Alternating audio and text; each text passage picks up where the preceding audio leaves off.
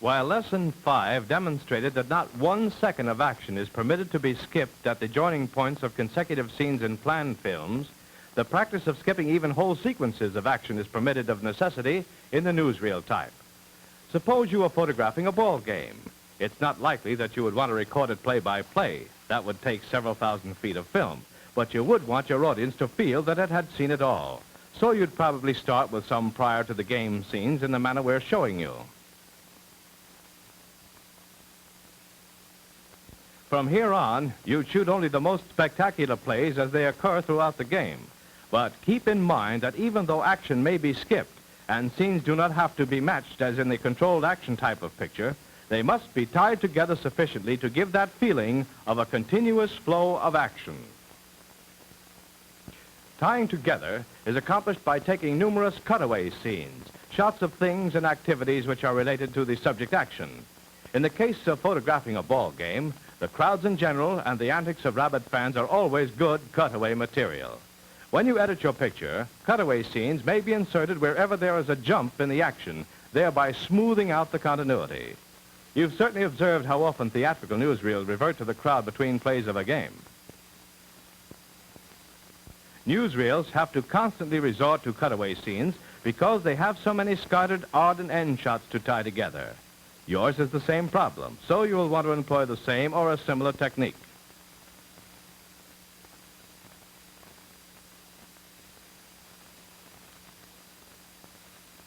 We've made kind of a running gag of the 3 children, the girl taking advantage of the boy's intenseness in the game to steal his popcorn.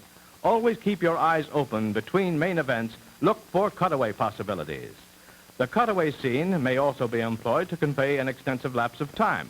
Suppose the ball game you were photographing had 3 very dull innings, the 3rd, 4th, and 5th, and you didn't take a foot of subject action. By substituting actual action with a quick succession of scoreboard shots, numerically showing the progress of the game through these periods, your audience could be made to feel that it had sat through the entire action. When the next bit of subject action appears on the screen, even though half an hour or more of play had taken place, the audience would be fully oriented, know how many innings had passed, and the result of each. So you see, no matter how scattered your actual play-by-play scenes are, whether you want to cover up for skipping half a minute or half an hour of missing action, the correct cutaway can make the audience feel that nothing has been missed. The final scoreboard shot is the natural end for this picture. Anything that could have been happening or existing during the game and that has some bearing on the main action of your picture is cutaway material. These extra scenes are to show you how cutaways can be faked. Admit it now. You thought that these youngsters were part of the actual crowd when you saw them before, didn't you? They were never at the game at all.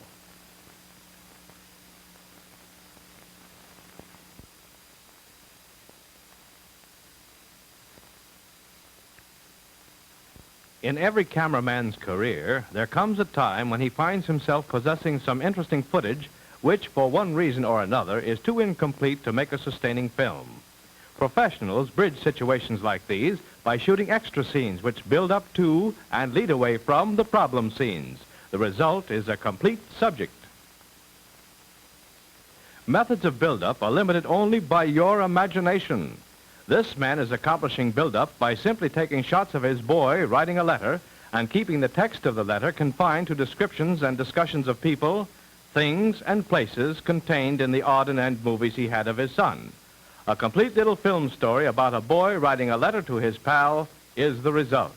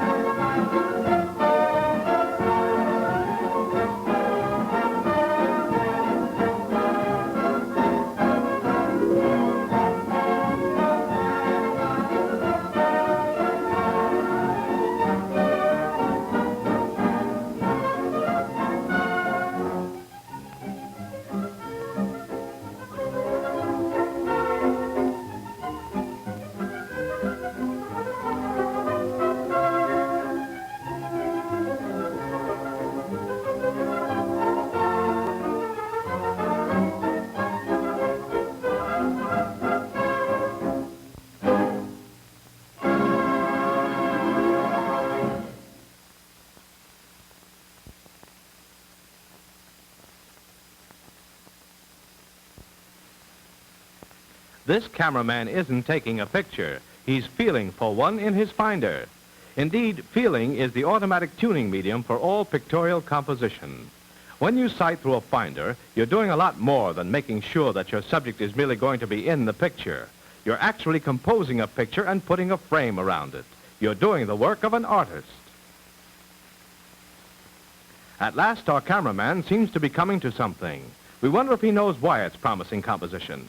Well, mainly it's because he's bringing that tree in at one side and because of that road running diagonally into the scene.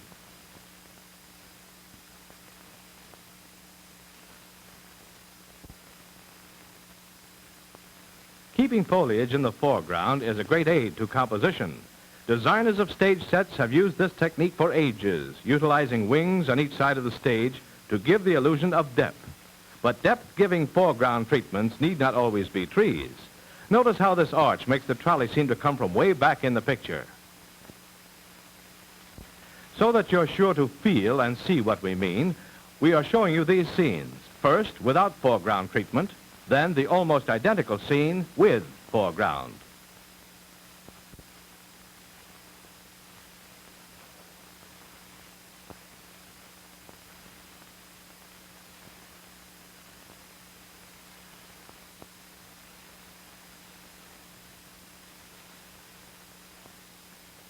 Quickly, what's the depth-giving object in this scene?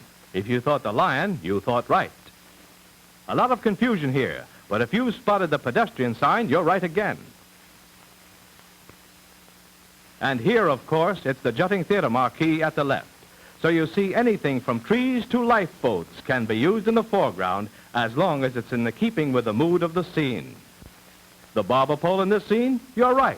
But in addition, notice how the diagonal line of the elevated structure lends depth. And observe how the diagonal approach to this engine seems to make it come right out of the screen. The diagonal line and the foreground treatment are each capable of doing a good job alone. But when combined, as here, the foliage, foreground, plus the diagonal line of the fence, they are especially effective. As we said, composition is pretty much a sense of feeling. You wouldn't put a tree or a lamppost in the dominant center of a picture, but memorial or religious statuary you might. A kind of instinct tells you it's the thing to do. Feel for a picture in everything you see and strive to make your pictures portray what you feel.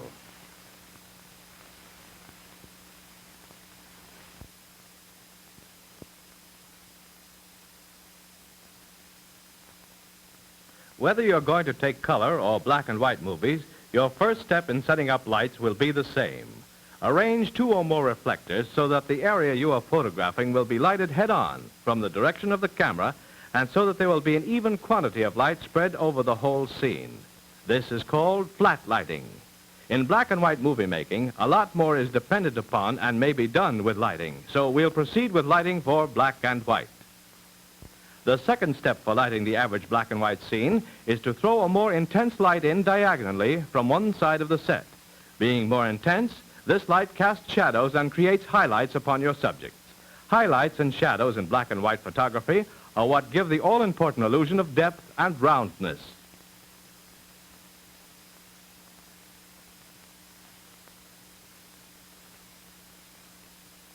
To further this same illusion and give pictures the true professional sparkle, we employ either background lighting or backlighting.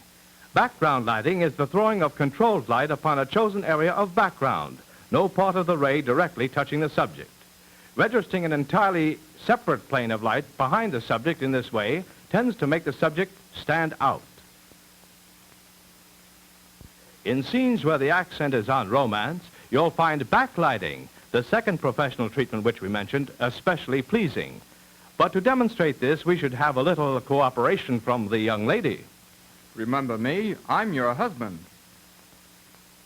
Backlighting is accomplished by throwing a concentrated light on the subject from behind.